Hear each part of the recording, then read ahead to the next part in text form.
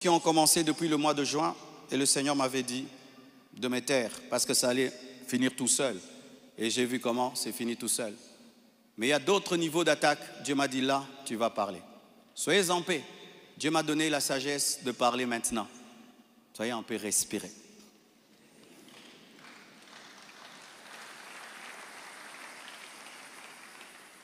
Désormais, lorsque j'aurai des choses très importantes et pertinentes, j'écrirai et puis je lirai. Amen. Comme ça, je reste vraiment dans ce que je devais dire et ce que Dieu m'a demandé de dire. Shalom, bien-aimé. Et j'aimerais que ça passe en ligne. Comme le combat est sur Internet, la réponse est sur Internet également.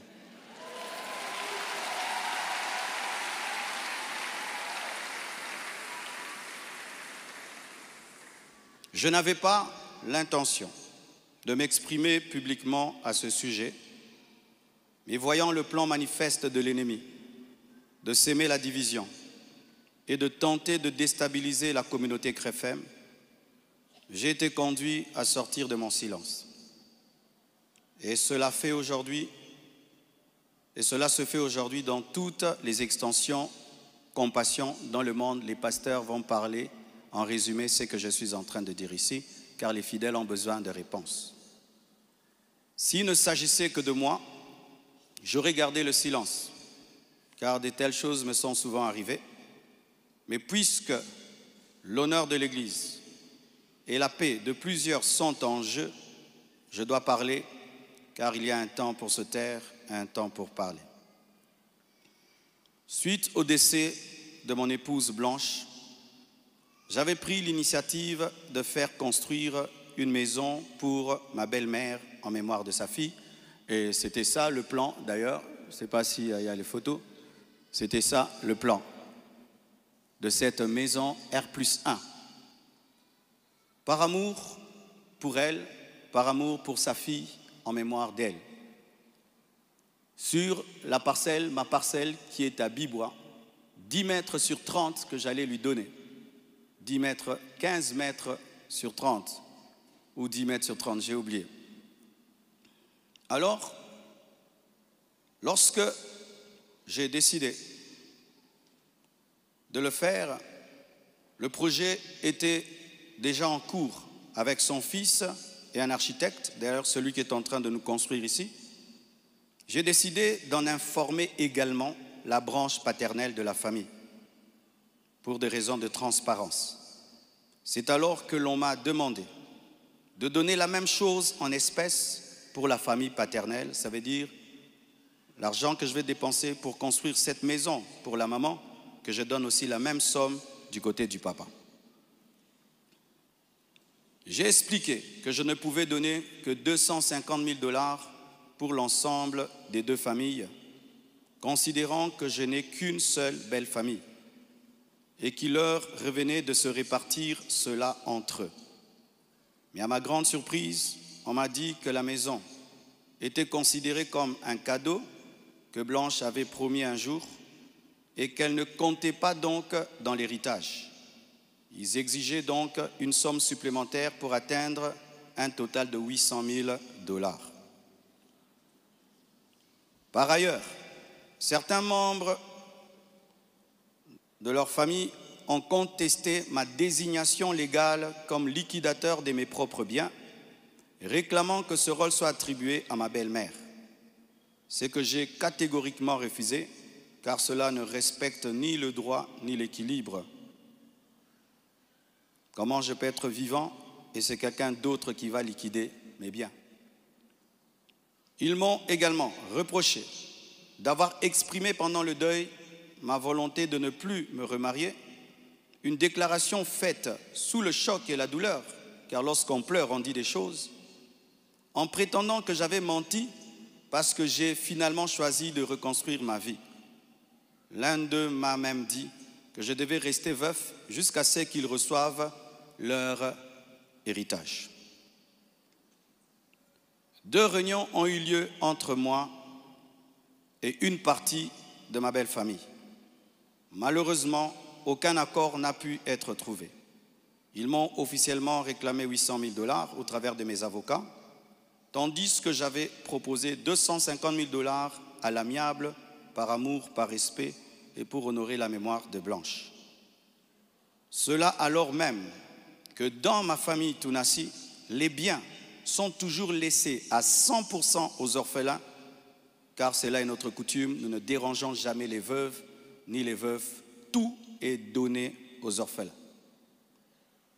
Suite à cette impasse, nous avons lancé un inventaire légal de mes biens, conformément au code de la famille en RDC, dans le cadre d'un régime de communauté de biens avec 4 héritiers. À ce jour, leur part est estimée à moins de 150 000 $, car certains biens que nous avons, certains ont été mis totalement au nom des enfants, et nous, on n'est que des représentants, mais ce n'est pas à nous. Et d'autres biens ont été donnés à l'orphelinat. On a vendu notre parcelle de Limété à l'orphelinat à un prix cadeau. Donc, c'est 150 000 $, donc inférieur à ce que j'avais volontairement proposé. Les calculs d'ailleurs sont en cours jusqu'à aujourd'hui parce qu'ils considèrent que ce n'est pas le bon chiffre. Mais alors que les discussions entre avocats étaient en cours et que j'étais en voyage, certains ont choisi la voie de la diffamation publique. Leur objectif, me nuire personnellement et anéantir le ministère. Ils me l'ont dit clairement, que nous allons détruire ton ministère, nous allons détruire ta réputation, nous allons détruire l'Église. Récemment, un numéro anonyme d'Afrique du Sud m'a confirmé ce plan. La personne a affirmé détenir plusieurs enregistrements vocaux dans lesquels Blanche était en train de se confier à sa maman. Et un jour, je parlerai de tout ça, mais pas maintenant. J'en parlerai dans 1 mois, 6 mois. Un jour, je parlerai de tout ça.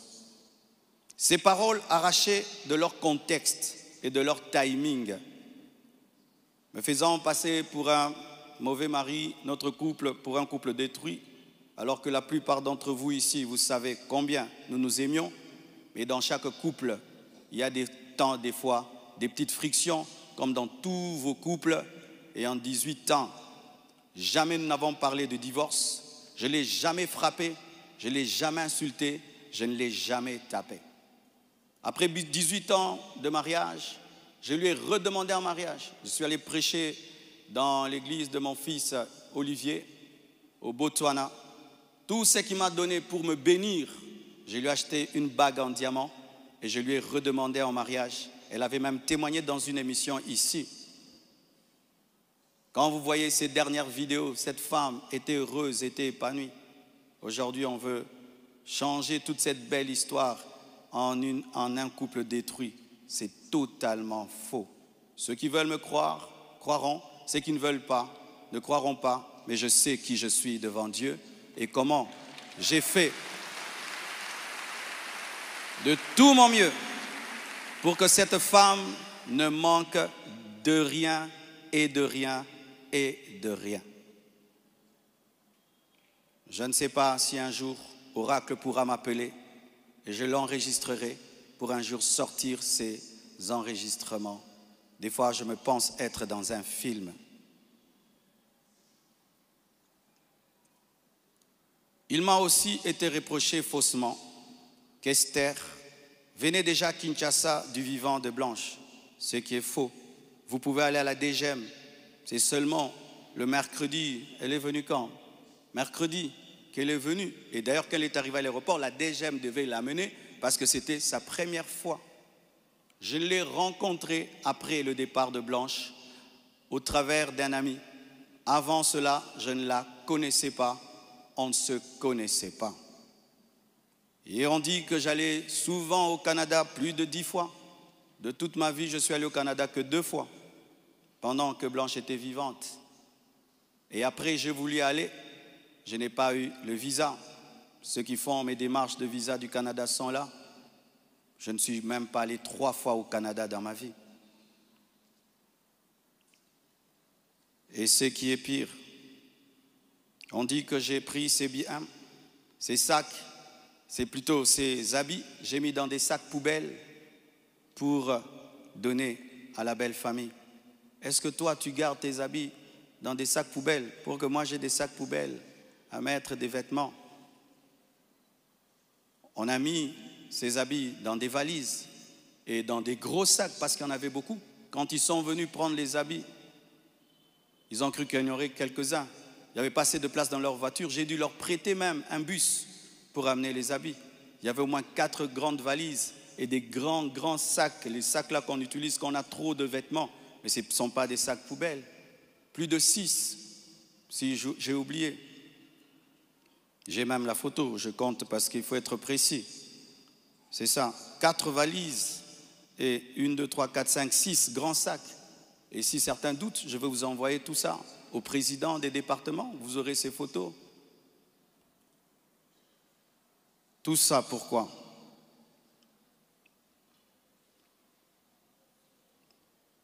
Et ce qui est terrible, on m'accuse même de l'avoir tué, alors qu'elle est décédée d'une crise cardiaque à l'hôpital, suite à une opération. Et ils m'ont posé la question, elle est morte de quoi? Je leur ai dit, on l'a opérée, elle n'a pas supporté l'opération. Le même jour, quand je suis arrivé avec son corps, après encore, la famille paternelle me pose les mêmes questions devant 10 personnes, 15 personnes, j'ai expliqué. Ils savent de quoi elle est morte. Et aujourd'hui au Congo, si tu deviens grand, donc tu tues les gens. Quiconque meurt à côté de toi, c'est toi qui le tues. Le jour que Dieu t'élèvera, tu comprendras ça. Tu dois prier que tout le monde vive 90 ans.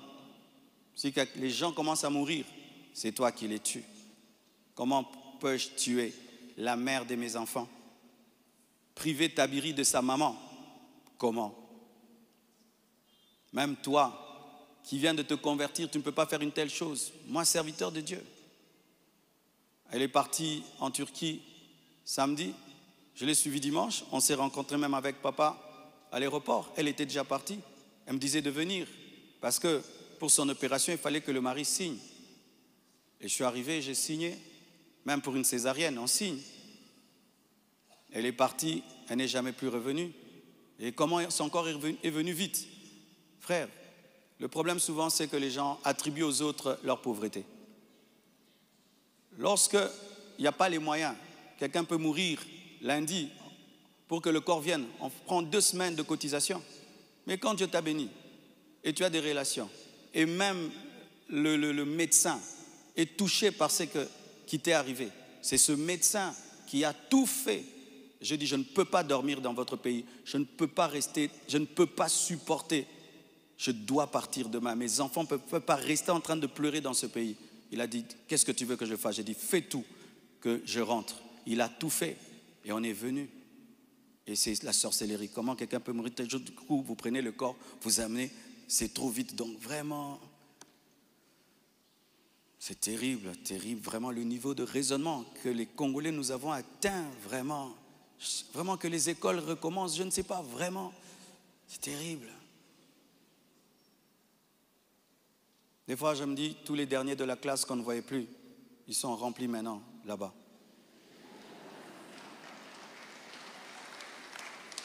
Et vous savez, le dernier de la classe, le professeur donne un cours de 2 heures du temps, et puis il a 1 sur 10. Le premier de la classe, il comprend, tu l'as 10 sur 10. Tu te dis, comment tu ne comprenais pas? C'est ça, maintenant, on a des cerveaux des derniers de la classe en RDC. Dis à ton voisin, même ce que tu es en train de comprendre, ce que le pasteur dit. Il faut vérifier, hein. Peut-être tu es un dernier de la classe à côté de toi.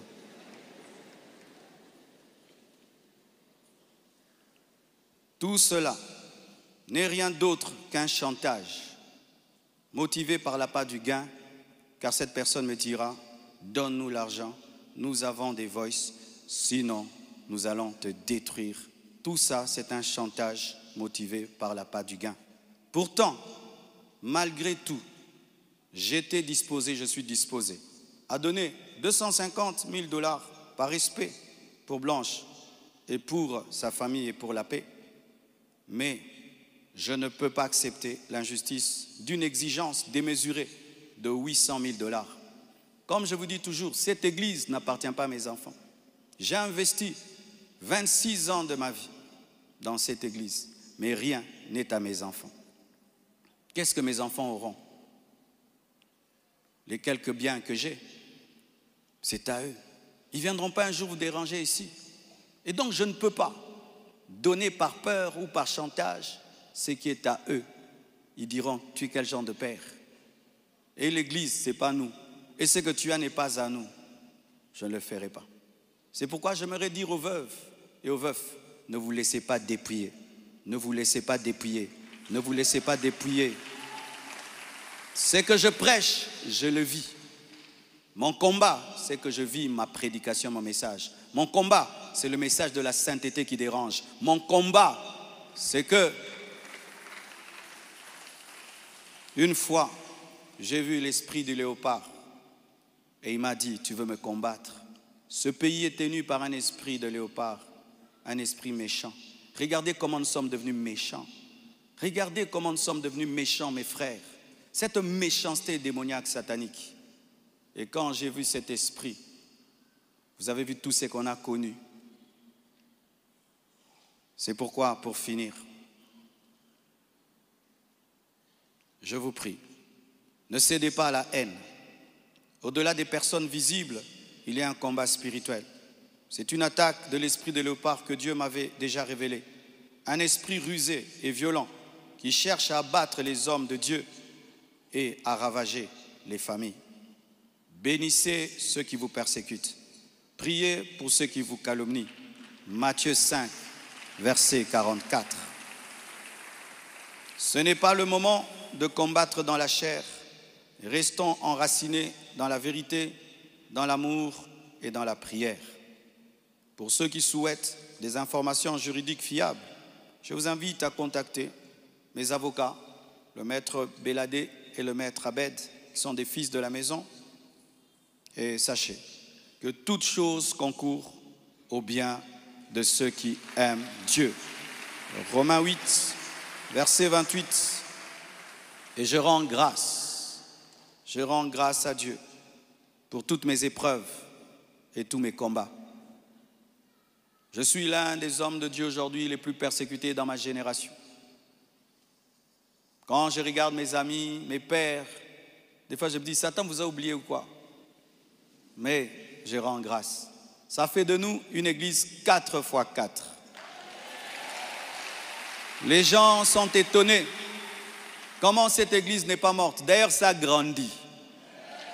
On vous insulte, vous allez à l'église. Vous allez mercredi, vous allez vendredi. Venez 25 matins, une église 4x4. Car ce qui ne te tue pas te rend fort. Et avec Dieu, nous ferons des exploits.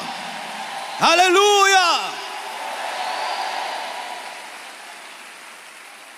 Ce message est l'avant-dernier que je ferai à ce sujet. Après le suivant, dans des mois, pas 25 matins, je vous laisse tranquille, les mêmes équilibres, profondeur. Après, une seule chose après. Et puis, on n'en parlera plus. Ceux qui voudront croire, croiront. Mais sachez que moi et vous, nous devons continuer à bâtir comme Néhémie, une main à l'œuvre et l'autre sur l'épée. À bon entendeur, salut, que Dieu vous bénisse abondamment.